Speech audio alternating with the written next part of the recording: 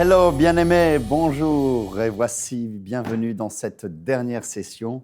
Le temps est passé tellement vite, on aurait pu couvrir encore beaucoup de domaines, mais je pense que vous avez compris que le Seigneur veut que vous soyez dans la joie financière, dans la paix financière, dans la paix de la famille, que vous n'ayez pas à vous préoccuper maintenant des choses de ce monde, parce que Dieu veut vous confier les choses d'en haut. Alléluia!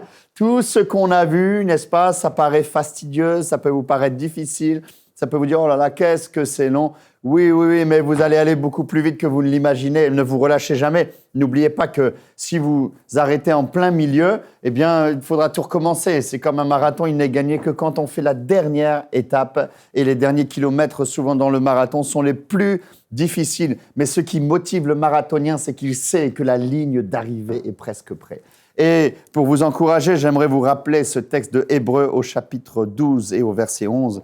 La Bible nous dit que tout châtiment, on peut traduire aussi toute discipline, n'est-ce pas, semble d'abord un sujet de tristesse et non de joie, mais elle produit plus tard, pour ceux qui ont ainsi été exercés, un fruit paisible de justice. Fortifiez donc, le prochain verset, vos mains languissantes et vos genoux affaiblis, et suivez avec vos pieds de voie droite, afin que ce qui est boiteux ne dérive pas, mais plutôt qu'il se raffermisse. Et juste après, la parole de Dieu nous dit « Recherchez la paix avec tous et la sanctification, sans laquelle personne ne verra le Seigneur. » Voilà la paix, c'est ce que je veux, la joie. Avec l'argent, on peut se payer beaucoup de plaisir, mais on peut avoir tout l'argent et ne pas avoir la paix. Avec de l'argent, tu peux te payer un lifting, mais pas la beauté. Avec de l'argent, tu peux te payer des médicaments, mais tu ne peux pas te payer la santé. Avec de l'argent, tu peux te payer des copains, des copines, mais tu ne peux pas te payer l'amour. Tu peux te payer des fêtes, mais tu ne peux pas te payer de l'amitié avec de l'argent. Avec de l'argent, tu peux te payer un grand château, mais tu ne peux pas te payer un château céleste. Tu peux te payer une place au cimetière, mais tu ne peux pas te payer une place au paradis. Alors, à quoi ça sert d'avoir de l'argent si c'est pour le garder pour soi? Vous connaissez Golda Meir qui disait « Vous ne pouvez pas serrer les mains, n'est-ce pas, si vous avez le poing fermé parce que vous retenez, vous retenez les choses. Si vous avez le poing fermé, alors pour pouvoir serrer une main, il faut ouvrir la main. Pour pouvoir aider, il faut ouvrir et secourir. Pour pouvoir bénir, n'est-ce pas, quand on bénit les gens sur l'impossible, il faut ouvrir la main. On ne peut pas garder pour soi. Et j'ai connu tellement de gens dans ma vie qui ont beaucoup d'argent. Ils ont accumulé et ils sont devenus comme ça, tout rabougris. Ils ne font rien avec leur argent. L'autre jour, j'avais conseillé un futur couple de personnes âgées. Ils avaient, un peu âgés, hein. Pas vraiment âgés, mais quand même, ils avaient quand même un certain âge. Et le monsieur avait déjà eu plusieurs fois des déboires dans sa vie, mais là, il découvrait le Seigneur. Et il avait trouvé une femme de Dieu extraordinaire. Mais simplement, il était tellement radin. Il ne voulait jamais donner au Seigneur, il ne voulait jamais donner aux uns et aux autres. Et une fois, sa fiancée lui disait « Mais qu'est-ce que tu veux qu'on fasse, moi, dans ma vie, à l'âge que j'ai maintenant? J'ai plus envie de vivre pour les choses. J'ai déjà tout ce qu'il me faut dans la vie. Je veux donner au Seigneur, je veux donner aux missions, je veux m'engager dans mon église, je veux qu'on soit généreux. » Et lui, il a répondu « Oh non, mais moi, on ne m'a jamais rien donné, alors je ne vois pas pourquoi je donnerais. » Il n'a pas réussi à convertir son porte-monnaie. Malheureusement, cette femme a dit « Moi, j'ai trop peur de vivre avec un homme comme ça. Je vais souffrir toute ma vie parce que moi, ce n'est pas comme ça que je vois la vie. » La vie chrétienne, c'est le don. Car Dieu a tant aimé le monde qu'il a donné son Fils unique. Il a donné son Fils unique. Donnez-vous de l'amour les uns pour les autres, nous dit la Bible. Tout l'Évangile est basé sur le don de son temps, le don de son argent, le don de ses talents, le don de ce que nous sommes aux autres, le don de la compassion, le don des vertus. Toutes les vertus de l'Évangile, toute la sanctification qu'on obtient dans la parole de Dieu, finalement, c'est pour donner. Alléluia. Et la Bible est très claire ici, c'est très important. Alors, tu peux avoir créer tout l'argent, tu peux être un professionnel des investissements, tu peux être un professionnel de l'immobilier, tu sais repérer les maisons et puis tu accumules. Il y a des gens qui sont assis sur des véritables trésors, et à quoi ça sert? À quoi ça sert? Je préfère Bill Gates qui a laissé suffisamment à ses enfants et qui maintenant donne et fait des recherches sur le cancer et sur d'autres choses. Alors maintenant, Ce qui compte, bien sûr, c'est de pouvoir profiter de la vie. C'est d'avoir la paix financière, n'est-ce pas? C'est d'avoir la joie financière. La Bible dit qu'il y a plus de joie à donner qu'à recevoir. Les gens, ils vont en boîte de nuit pour avoir la joie. Ils prennent des drogues, des herbes pour avoir la joie. Ils font des fêtes, n'importe quoi pour avoir la joie. Mais finalement, ils ont des plaisirs fugaces. Mais ils n'ont pas le bonheur intérieur. Et cela, ça ne s'achète pas. On le devient. Le bonheur, il est là où, avec ce qu'on fait, de ce qu'on a. On a appris à être content dans les moments difficiles. On a appris à être content dans les moments et patient dans les moments où on avait l'impression d'être tout seul, dans les moments donnés où ça a été long de remonter toutes ces choses. Puis après, on a eu de trouver la joie de enfin avoir la paix, puis même d'avoir un petit matelas de sécurité. Et puis ensuite, on a appris à avoir la joie de pouvoir déjà investir pour nos enfants. Nos enfants sont bien maintenant. On a passé toutes ces étapes.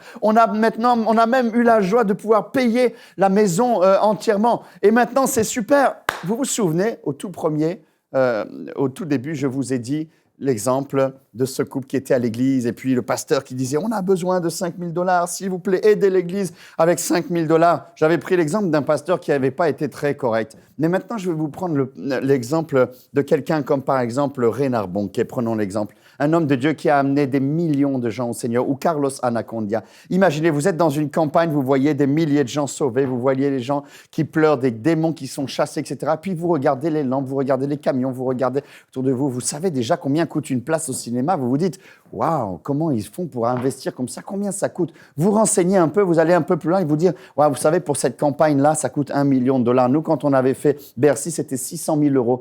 Des gens m'ont dit, oh là là, c'est de l'argent gaspillé. Avec 600 000 €, tu pourrais faire une église. Eh oui, mais eux, ils les ont souvent sur les comptes, mais ils ne font pas d'église pour autant. Parce que ce n'est pas ça la vie. La vie, c'est la compassion, la vie, c'est l'amour. Moi, je me souviens à l'époque, quand on avait dépensé tout cela, un jour, quelqu'un m'en a fait le reproche. Beaucoup de gens m'en faisaient le reproche. Et je leur avais dit ceci. Je leur avais dit, si ta fille est dans le monde, elle est attrapée par des dealers, elle est en train de faire n'importe quoi. Il la maltraite, il la bat, il lui passe dessus à longueur de journée avec la drogue, la cocaïne. Elle est battue et tout ça. Et puis un jour, tu rencontres le dealer et tu lui dis, lâche ma fille, redonne-le-moi, ou le Mac dans lequel elle a été prise. Bien sûr, c'est ta fille. Bien sûr, elle connaissait le Seigneur. Bien sûr, c'est mal ce qu'elle a fait. C'est très mal ce qu'elle a fait. Mais voilà, mais c'était comme le fils prodigue. Mais maintenant, elle veut revenir, mais elle ne peut pas. Tu parles avec ce dealer et ce dealer te dit, mais moi, c'est à moi, c'est mon objectif. Vous voulez quoi? Il vous sort le gun comme ça et vous dit, vous avez un problème? Eh bien, qu'est-ce que tu dirais en tant que son père? Tu dis, dites-moi combien, mais donnez-la moi. Et si le dealer te dit, donne-moi 600 000 € et je la laisse partir, qu'est-ce que tu ferais? Si tu es un vrai père, si tu es plein d'amour, si tu es plein de compassion, tu sais ce que tu vas faire.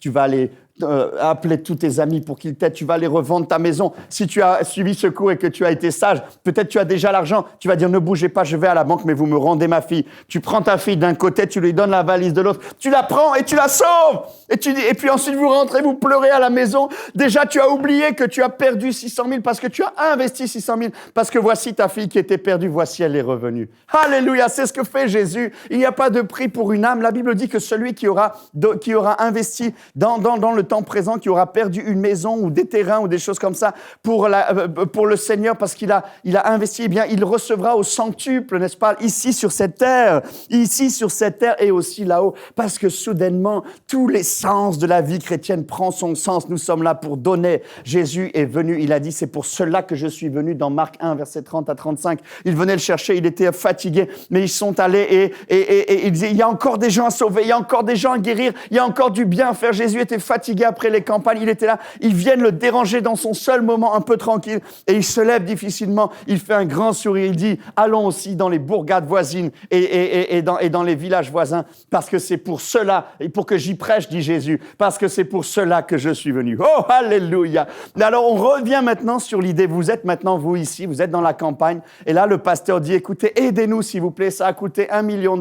On avait pris l'exemple, le pasteur qui dit, ouais, vous devez me donner 5 000. Et lui, là, il ne dit rien parce qu'il est humble. Il dit, regardez, si vous voulez m'aider à sauver des gens, mais vous savez combien c'est. Et puis là, soudainement, vous regardez votre épouse, puis vous dites, ouais, il y a tellement de gens à sauver.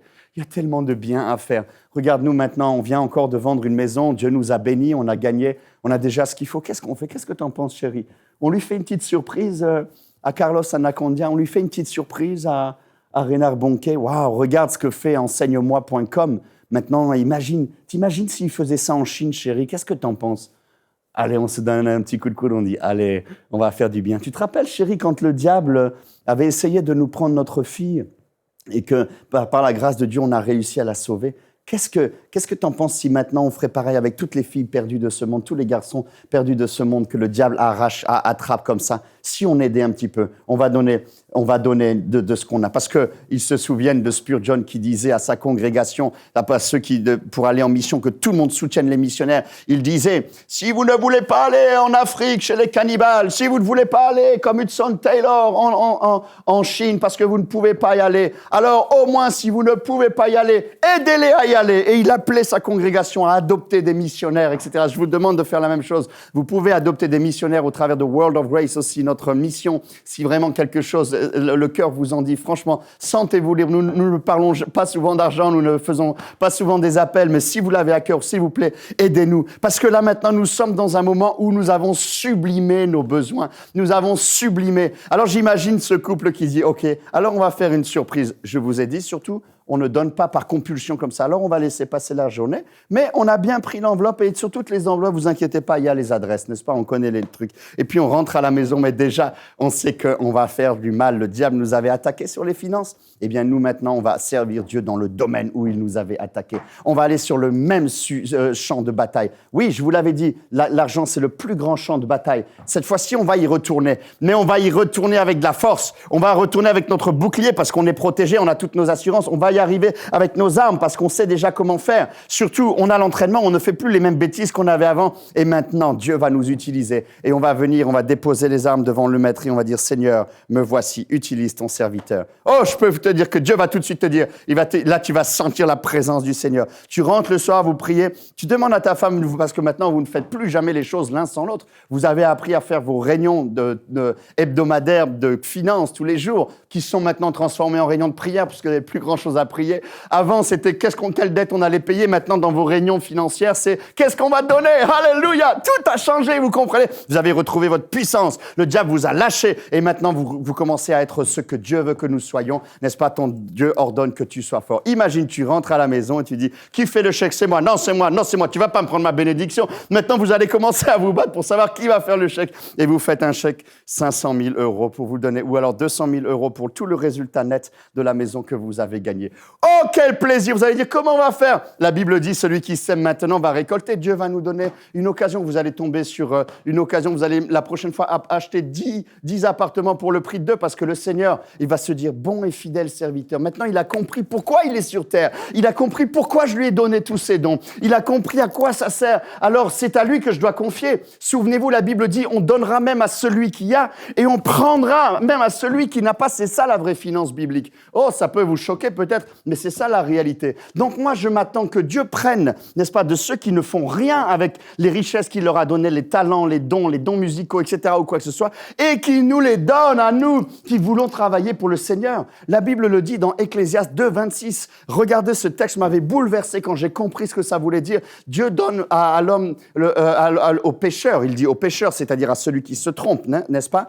Dieu donne à celui qui se trompe, n'est-ce pas, et qui investit mal ses richesses, et qui investit mal, ou qui est égoïste, ou celui qui ne pense qu'à lui, ou celui qui a peur, ou celui qui n'ose pas s'engager, celui qui veut tout garder pour lui, celui qui veut garder tout pour sa retraite, alors maintenant il n'a même plus confiance en Dieu parce qu'il a déjà tout son argent, etc. Dieu donne à celui qui perd, le pécheur, le soin d'amasser, de recueillir, n'est-ce pas, afin, dit la parole de Dieu, et de travailler, de suer, n'est-ce pas, dit la parole de Dieu, n'est-ce pas, afin de, oh, quand j'ai trouvé ce texte, j'étais tellement content, afin de donner à celui qui lui est agréable. Alléluia. Alors, mes amis, tout ce que nous avons vu a un but, c'est que nous devenions chrétiens. Nous sommes des pèlerins sur cette terre. Nous ne savons pas quand notre vie va se terminer. Déjà maintenant, si vous avez suivi ce plan dans votre vie, eh bien, vos enfants, ils sont devenus aussi des bons chrétiens parce que vous leur avez appris les vertus, vous leur avez appris à donner, vous leur avez appris à épargner, souvenez-vous les enveloppes, vous leur avez appris à se contenter et de dépenser ce qu'ils avaient, vous leur avez appris à investir, vous avez payé leurs études, vous les avez aidés, mais ils se sont aussi bien aidés eux-mêmes. Vous êtes bien et maintenant vous pouvez être engagés. Quand un pasteur dit « l'Église a besoin maintenant d'acheter quelque chose, on aurait besoin de 5 000 $, qu'est-ce que 5 000 $? Parce que maintenant, vous avez compris le principe de la semence. Tout en économie et tout dans la parole de Dieu est une question de semer et de récolter. Nous n'avons rien si nous ne semons pas. Tu peux dire, Seigneur, bénis-moi, et Dieu t'a béni 1000 fois, mais t'as donné 0. 0 fois 1000 fois, ça te fait encore 0. Il faut comprendre et il faut changer. Je ne vous parle pas là de l'évangile, de la prospérité, que si tu donnes 1000 à Dieu, alors il te donnera 10 000, juste comme ça. Je n'ai jamais dit ça. Nous sommes aux antipodes de l'évangile de prospérité dans tout ce que nous vous avons enseigné pendant ces temps. Mais la bénédiction du Seigneur, n'est-ce pas? Eh bien, c'est de pouvoir donner. Souvenez-vous une chose, pourquoi est-ce qu'on doit donner? Pourquoi est-ce qu'on doit donner? Déjà, nous l'avons vu que le don, ça nous rappelle que nous ne sommes pas les propriétaires de ce que Dieu nous a donné. Le don nous rappelle que nous ne sommes que les managers. Nous n'avons pas ces capacités. Le don dans la parole de Dieu aussi, on le voit partout. Quand les Israélites venaient, ils adoraient le Seigneur et ils adoraient Dieu avec leurs offrandes. On ne vient jamais devant Dieu les mains vides. David le dit quand on lui propose même un terrain pour construire la maison du Seigneur, il dit certainement pas. Il dit je veux le payer à prix d'argent parce que c'est pour le Seigneur. Je n'offrirai pas, 2 Samuel 24, 24, à l'Éternel, un sacrifice qui ne me coûte rien. David avait compris les principes que tout est semence, que Dieu nous confie. Il nous a donné un jardin et il dit, voici, domine sur le jardin, nomme les plantes, nomme les animaux, prends soin de ce jardin. Le jardin est là, mais c'est à nous de le multiplier. Et puis, vous l'avez compris tout à l'heure dans mon exemple, donner, c'est aussi un des plus grands actes de combat spirituel. On peut prier, oh Seigneur, oh Rabba, Sheka, on peut prier tout ce que vous voulez, vous pouvez faire des nuits de prière, c'est très important d'intercéder et de prier, vous savez que j'aime l'intercession. Mais je veux vous dire une chose, mes amis, quand tu commences à donner pour sauver des âmes, eh bien ça c'est quelque chose qui va commencer à changer. Et j'aimerais vous dire aussi, ensuite, il faut demander au Seigneur la sagesse. Parce que la Bible, évidemment, nous parle des dîmes et des offrandes, j'en ai déjà parlé. Vous allez me dire, oui, mais moi, la dîme, je ne suis pas d'accord, c'est de l'Ancien Testament. OK, on ne va pas faire de la théologie maintenant, parce que c'est certes vétérotestamentaire, mais c'était avant la loi. Les premiers qui ont parlé de la dîme, c'était Abraham et puis Melchisédek, etc. Et à chaque fois qu'un homme de foi a fait un acte d'adoration, il a donné au Seigneur. On ne vient pas au Seigneur les mains vides. On ne vient pas à l'Église les mains vides.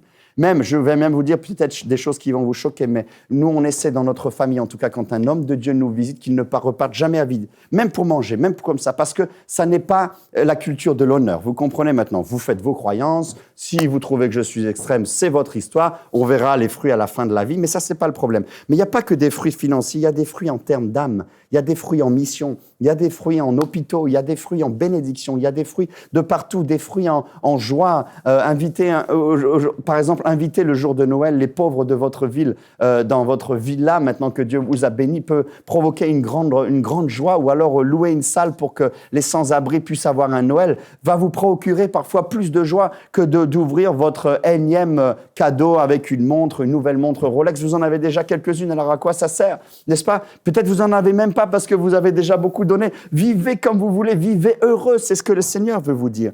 Mais vous devez comprendre que maintenant, il y a aussi un autre principe dans le don qui est important. Et je voudrais vraiment insister sur celui-ci parce que le Seigneur, je pense, m'a beaucoup repris. Je vous disais l'autre fois que avant, je donnais partout, comme ça, je donnais partout. Et puis, je peux vous montrer mon téléphone. Tous les jours, j'ai des demandes. Hier, on m'a demandé 5 000 pour un CD. Et puis, l'autre jour, c'est pour les orphelins. Et l'autre jour, c'est pour ceux qui donnent des distributions de nourriture. Et puis, les autres, c'est des pasteurs. Et puis, des pasteurs avec qui on est, qui commencent des églises, qui ont des besoins. Et nous-mêmes, etc. Et même nous, jour après jour, demain, j'ai vraiment besoin d'un miracle, par exemple. Et voilà, donc, ce n'est pas toujours facile. Donc, je pense qu'il faut avoir de la sagesse. Et un jour, je m'étais retrouvé avec des difficultés et dans le jeûne et la prière, alors que j'invoquais le Seigneur, qu'est-ce qui se passe? Le Seigneur me dit, tu es très généreux, tu donnes beaucoup. C'est vrai que je donnais peut-être un grand pourcentage de mes revenus, ça c'est certain, parce que j'aime beaucoup donner. Mais je donnais mal. Alors du coup, ma semence partait au vent.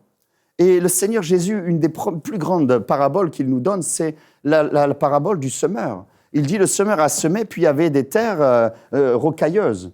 Puis un autre, il a semé, puis il y avait des terres avec des épines, ça a poussé et c'est mort. Puis après, il a poussé, puis les oiseaux du ciel sont venus, et puis ils ont été engloutis. Mais il y avait un semeur qui est venu aussi et il a semé sur une bonne terre. Dites avec moi, une bonne terre. Et voici, l'évangile, c'est comme ça. L'évangile, c'est la semence. Quand on est évangéliste, on sème, c'est pas nous qui récoltons. Les pasteurs préfèrent, souvent quand on est pasteur, on préfère bien pour soi parce qu'au moins on voit la récolte. Ça grandit. Avant, il y avait 200, maintenant il y a 400 maintenant. Et là, on a notre satisfaction immédiate parce qu'on voit que notre travail porte du fruit. Mais les évangélistes, c'est pas facile. Les gens qui ont d'autres ministères itinérants, c'est vraiment pas facile. Il faut les soutenir parce que eux, ils sèment pour nous, ils sèment pour les autres en permanence. Mais l'évangile, c'est comme ça. C'est ce que Dieu nous a demandé de semer parce que nous n'attendons pas notre récompense ici-bas. Nous attendons notre récompense dans les cieux. Alors, le Seigneur m'avait averti sur ce domaine-là. Il m'a dit, Freddy, s'il te plaît, je te demande de bien choisir les endroits où tu vas semer.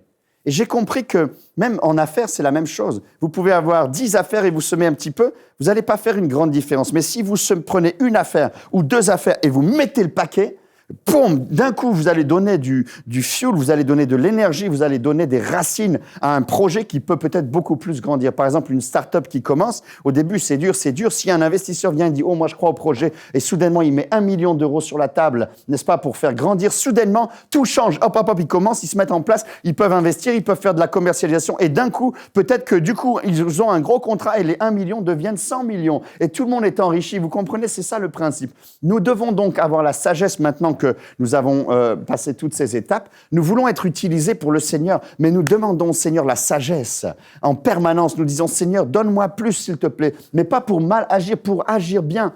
Et donc, j'ai compris une chose, c'est que le Seigneur nous donne à tous des champs de mission. Il vous a donné des goûts, il vous a donné des capacités. Si j'étais médecin, par exemple, ou cardiologue, je pense que je demanderais au Seigneur de me permettre d'avoir ma clinique. Et par exemple, je dirais au Seigneur, tous les 10 jours, je te donne une journée où j'opère gratuitement les pauvres ou les étrangers qui ne peuvent pas être. Vous allez me dire, qu'est-ce que c'est que ça? Eh bien oui, je suis chrétien, je ne suis pas pasteur, mais je suis cardiologue.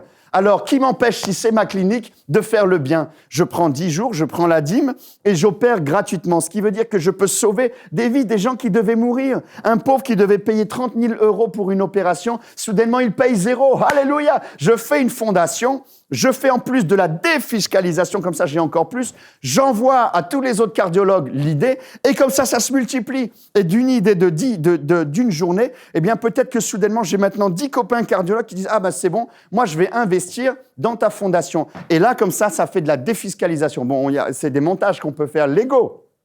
Parce que bien sûr, nous, on paye nos taxes, mais bien sûr, le Seigneur nous demande de faire de l'optimisation fiscale dans les domaines qui sont permis par la loi, de manière à ce qu'on puisse donner juste à César le juste qu'il demande, et tout le reste, on donne au Seigneur, alléluia, ou on garde pour soi quand on a envie un peu de se faire plaisir, parce qu'évidemment, maintenant qu'on a les moyens, on peut aussi se faire plaisir, la vie aussi pour en profiter. Alors, vous comprenez, il y a d'innombrables manières de donner, et selon ce que vous êtes, selon ce que Dieu a fait de vous, il faut que votre vie serve à quelque chose. Ne regardez pas ceux qui sont radins et ceux qui en ont rien. Laissez-les. De toute façon, ils sont pas heureux. Ils ont plus d'argent. Ils en veulent toujours plus. Et puis, ils se disputent. Et puis, mon héritage, laissez ces gens-là comme ça. Mais vous, focalisez-vous, n'est-ce pas, sur votre appel. Et donc, c'est ce que moi, j'ai aussi maintenant appris à faire de plus en plus. C'est très difficile à faire parce que les sollicitations sont là. Donc, parfois, on déroge à la règle parce qu'il y a une urgence. Il faut quand même avoir un cœur. Quelqu'un qui est battu sur le bord du chemin, il faut savoir lui payer l'hôtel et lui mettre de l'huile, n'est-ce pas, lui faire du bien comme a fait le bon Samaritain. Ça, c'est une certitude. Mais en réalité, ce que j'aimerais vraiment vous faire comprendre, c'est que choisissez 1 ou 2 causes ou 3 causes que le Seigneur vous a données et mettez-y le paquet. Si c'est la communication, soutenez les ministères de communication. Si vous aimez l'évangélisation, soutenez des évangélistes, des gens qui ont besoin de vous. Si vous aimez le pastorat, soutenez l'église locale, etc. Alors voilà, ça c'est quelque chose de très important. Bien sûr, dans le don, eh bien, nous devons aussi... vous allez me dire, oui, mais alors à qui on doit donner les dîmes? Alors, très rapidement, je vais vous dire. Alors évidemment, dans la Bible, il y a la dîme et les offrandes, mais si vous êtes d'accord avec cette interprétation, il y a d'autres interprétations, je le dis à chaque fois pour ne pas que vous vous fâchiez avec nous. D'abord, ce que j'aimerais vous rappeler, c'est que 2 Corinthiens 9, verset 7, la Bible nous dit que Dieu aime... on va le prendre parce que là, la traduction est quand même incroyable. Et quand j'ai découvert ça, ça m'avait beaucoup touché. J'ai beaucoup médité là-dessus et je voudrais vous partager, c'est un petit trésor, n'est-ce pas? Alors, on va prendre le temps de prendre dans 2 Corinthiens, au chapitre 9, La deuxième aux Corinthiens est extraordinaire. Du chapitre 6 jusqu'à la fin, ça parle beaucoup sur la culture du don, sur la générosité. Et c'est comme ça que grandissent les églises. Il n'y a pas de solution. Si les chrétiens n'apprennent plus à investir parce qu'ils disent eh ben, « moi, j'ai pas envie de donner », eh bien, on n'investit plus dans la terre du Seigneur. Qu'est-ce que vous croyez qui va pousser? D'autres terres. La terre de l'islam, la terre du paganisme, la terre, d'autres choses vont passer et nous sommes responsables. Moi, devant le Seigneur, je veux avoir donné la chance à l'évangile parce que je sais que l'évangile, c'est la solution. Jésus est la solution. Jésus, Dieu est amour et il nous a bénis. Nous avons tout pleinement en Jésus-Christ et je ne veux pas que pour moi, je veux pour les autres. La Bible dit dans la traduction française que chacun donne comme il l'a résolu en son cœur, sans tristesse ni contrainte, car Dieu aime celui qui donne avec joie. OK? Alors, quand on prend Dieu aime celui qui donne avec joie, en réalité, dans la traduction en grec, c'est le mot hélios, qui a la racine du mot hilarité, avec hilarité, n'est-ce pas? En anglais, c'est hilarious giver. Ça veut dire que Dieu nous imagine déjà, on va à l'église, alléluia, on loue le Seigneur, et maintenant, chérie, c'est l'offrande! Et nous, on va faire une bonne surprise au pasteur. Hey, alléluia, la joie du Seigneur est ma force. Et là, on est hilaire. Ils se disent, mais qu'est-ce qu'ils ont, ces deux-là, là, à chanter? Et puis, tu es là avec ta femme et tout, tu es heureux, tout ça. Les autres sont là, ils donnent les piécettes et tout. Tu regardes, tu dis, peut-être qu'ils sont pauvres. Ils vont rester longtemps comme ça, puisqu'ils ne savent pas, celui qui ne sème pas ne peut pas récolter. Vous vous souvenez que par grâce, vous avez réussi à faire tout le chemin et maintenant, vous avez retrouvé votre pouvoir. Et puis, vous dites, combien on donne aujourd'hui? 1000? Oh, allez, on va faire 2000. Il va faire quoi avec 1000? Allez, OK, pour 2000. Allez, on y va. Et puis aujourd'hui, on y va. Et puis avant, c'était un problème. Et maintenant, vous êtes là dans l'hilarité et vous dites, alléluia, je vais donner à mon Dieu. Alléluia. Parce que une âme sauvée vaut plus que tout le trésor du monde. Et vous donnez maintenant avec générosité. Dieu aime. La Bible dit que Dieu aime celui qui donne avec joie, avec hilarité. Alors évidemment, où est-ce qu'on donne cela? Bon, alors ça, c'est à chacun, mais je pense que la base, à l'époque, dans l'Ancien Testament, on donnait les dîmes d'abord au temple, c'est-à-dire que là où vous êtes nourris, maintenant, c'est l'église locale. Si vous avez une église locale qui vous nourrit, qui fait vraiment du travail, qui s'efforce, c'est normal. Ceux qui vous nourrissent, vous devez donner la dîme. Si vous n'avez pas d'église locale, vous devez choisir un ministère ou deux maximum, peut-être, dans lequel vous voulez aussi investir. Vous aimez enseigne-moi.com, vous aimez le Top Chrétien, vous aimez World of Grace, vous aimez Rainer Bonke, vous aimez n'importe qui, ou un pasteur qui fait des hôpitaux, des choses comme ça. Vous devez choisir et puis soyez fidèles parce qu'il n'y a rien de pire que de donner une fois là et une fois là. Après, on ne peut pas construire. Même ceux à qui vous donnez n'ont pas le temps de construire. Alors que si vous donnez régulièrement, eh bien, que va-t-il se passer? La semence va pousser. Et au ciel, sachez-vous une chose, c'est que rien n'est perdu. C'est que notre couronne, n'est-ce pas, le poids et notre position, notre récompense ne dépend pas des prédications qu'on a pu donner. Tout le monde n'est pas appelé à être prédicateur. Il dépend des semences et des fruits qu'on aura eus. Et imaginez celui qui a investi dans le ministère de celui qui a amené Billy Graham au Seigneur. Imaginez cette personne-là. Peut-être qu'elle pensait que Dieu l'avait jamais utilisée, mais au ciel, elle va avoir une sacrée récompense. J'aimerais bien être à sa place. Alléluia. Et puis ensuite, évidemment, eh bien, même si vous donnez dans votre église locale la dîme, eh bien, il y a aussi les offrandes. C'est bien de soutenir des œuvres qui font aussi autre chose que simplement l'église locale. La Bible parle des orphelins, elle parle des veuves, et on a oublié tout cela, on ne le fait plus. Quelqu'un qui meurt, son mari meurt, c'est rare que les églises fassent une offrande pour la veuve. On devrait même prendre soin, avoir un fonds pour les veuves dans l'Église, comme la Bible faisait. Ça se fait plus beaucoup, mais on peut le faire. Alors, ce que j'aimerais vous dire une chose, eh bien, c'est que la bénédiction, n'est-ce pas, du Seigneur n'est suivie d'aucun chagrin. Et j'aimerais vous demander, s'il vous plaît, d'avoir vraiment la joie de donner. Et voilà que se termine cette session, voilà que se terminent ces moments. J'espère que vous aurez beaucoup appris. Je veux aussi remercier beaucoup Dave Ramsey et la Financial Peace University qui m'ont donné cette trame, n'est-ce pas, de ces baby steps qui m'ont permis de vous faire comprendre la logique de la finance biblique. J'aimerais vous dire que nous vous aimons tendrement. Nous espérons que vous allez être heureux, que vous allez sortir de vos dettes, que les conflits seront finis, que vous allez être heureux et que vous allez retrouver la guérison pleine et entière et la santé financière. Soyez bénis, Jésus vous aime tellement. Amen.